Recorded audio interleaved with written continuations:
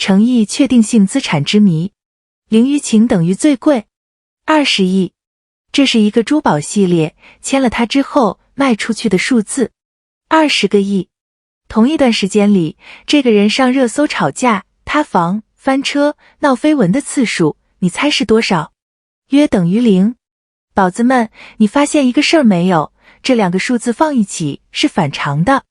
按照咱们对娱乐圈的老理解，越有话题，越能上热搜，波动越大，才越值钱，对吧？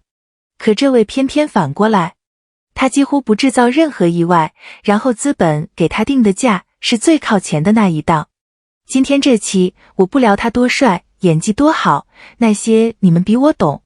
我想聊一个更硬的东西，资本圈最近开始用一个词给它定价，叫确定性资产。这个词是从金融里搬过来的。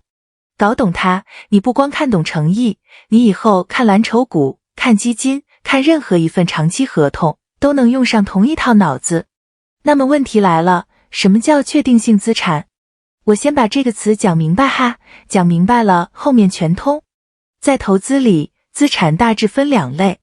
一类叫高波动资产，说白了就是投机股，今天涨停明天跌停，想象空间巨大，但你根本不知道明天它是天堂还是地狱。另一类叫低波动资产，或者叫确定性资产，典型就是蓝筹债券，它不给你惊喜，涨得慢，但它几乎不给你惊吓，你能预测它。关键的地方在这儿，成熟的资本愿意为可预测这件事本身付钱。这个溢价有个专门说法，叫低波动溢价。翻译成人话就是，你能让我睡得着觉，我就多付你钱。现在把这套框架套回娱乐圈。娱乐圈长期是什么逻辑？投机股逻辑。捧一个人，赌的就是话题，是爆发，是短期热度收割。热得快，凉的也快，中间随时可能出个什么状况，这就是高波动。而诚意这个案例罕见就罕见在，怎么说呢？他是那种被当成债券来配置的艺人。零于情，签的都是长约。品牌方图的不是明天上一次热搜，图的是接下来这几年我心里有底。你品品这个差别。说到这儿，我得插一句限制，具体每一份合同的年限和金额，我是凭公开报道的印象再说，精确数字以官方口径为准哈，别拿我这个当合同看。但大方向我有把握。好，说完表面这层，咱们往里再看一层。光说稳，你可能觉得虚。那我们看能落地的东西，钱。业内给它起了个外号，叫品牌止损特效药。这个外号不是白来的。Gap 签约之后第1个季度就扭亏为盈，6福珠宝那个冰钻光影金系列全系卖破20亿，直接把人续约了。雪中飞的代言礼盒，售罄。你别急着说那不就是粉丝买单吗？我们把机制拆开看。这个行业里有个概念叫代言 ROI， 就是代言的投入产出比，还有一个叫品牌扭亏催化剂，一个代言人能不能在短时间内把一个卖不动的品牌重新拉回增长。这里有个点特别容易被忽略，不是谁代言都能做到及时转化的。很多顶流代言数据也就那样，为什么？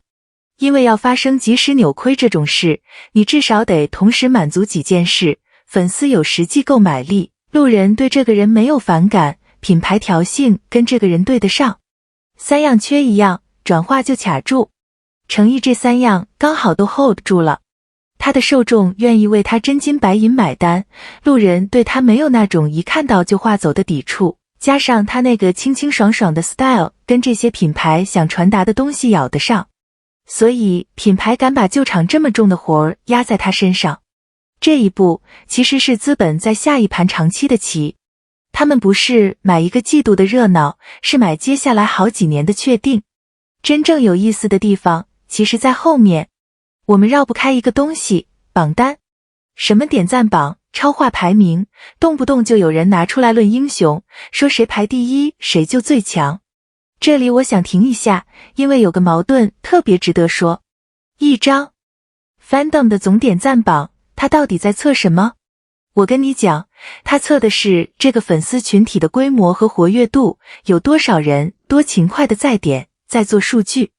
它是一个声量指标。那它不测什么？它不测作品质量，不测演技，更不直接等于商业转化能力。你可能榜上很靠前，但品牌那边1分钱没多卖，你也可能不那么爱刷榜，但代言1000一个爆一个。这2件事是2条不同的赛道。那我为什么要专门说这个？因为各位注意听，这话我说清楚啊，别误会，这不是在说榜单不好，更不是在踩谁。恰恰相反，这恰恰说明了诚意的价值稳在哪儿。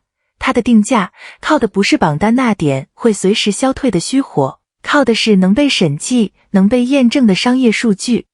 榜单会波动，20个亿的销售额，它不会因为哪天没人打榜就凭空消失。这一点其实才是资本敢把它当债券买的真正底气。懂行的都知道，这种确定性不是个人一时能装出来的。他在这个圈子里踏踏实实磨了10几年，不急不躁，这份稳是时间一点点攒出来的，值得被看见。行，聊到这儿，咱们上点能带走的干货。我给你一套工具，专门用来读娱乐新闻里那些榜单和数据。下次再看到有人甩榜单论输赢，你就在心里过3个问题。第一，这个榜测的是声量还是结果？点赞、转发、超话多半是声量，销售额、招商、扭亏才是结果。第二，这个数字能不能被第三方验证？粉丝内部打的数据是一回事，品牌财报、销售口径是另一回事。第三，它是存量还是虚火？一次性冲上去的和长期稳住的含金量差远了。一句话给你记住，下次你看到点赞榜第一，先别激动，去看看那个人代言的东西到底卖没卖动，榜单看声量，货架看真章。这套思维你拿去看基金、看蓝筹、看任何长期合约一样好使。艺人只是最生动的那本教材而已。好，回到最开始那个问题，为什么一个几乎不制造波动的人反而被定了这么高的价？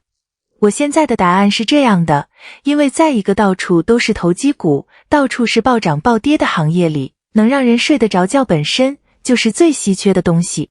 稳定不是没有故事，是他把那些故事都过成了作品，而不是热搜。懂他的人自然懂。最后留个问题，咱们评论区聊，你觉得一个艺人真正的价值到底该由那张随时在变的榜单说了算，还是由几年后还立得住的东西说了算？这个我自己也拿不准绝对答案，我倾向后者，但你们比我懂得多，抛砖引玉哈。我是追华语娱乐第10年的一个老观众，这期就到这儿，宝子们，下期见。